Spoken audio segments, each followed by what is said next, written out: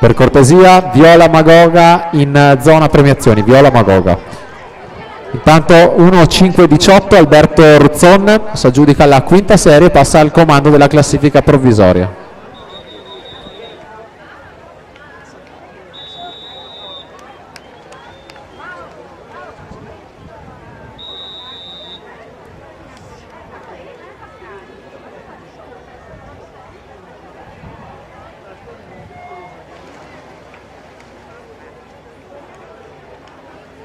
Per la terza serie, alla 1 Mohamed Esof Tahir, alla 2 Alexander Mariov Krastanov, alla 3 Davide Costantino, alla 4 Paolo Fava, alla 5 Chris Luz, alla 6 Lorenzo Menegalda, alla 7 Thomas Vecchiato, alla 8 Christian Masut.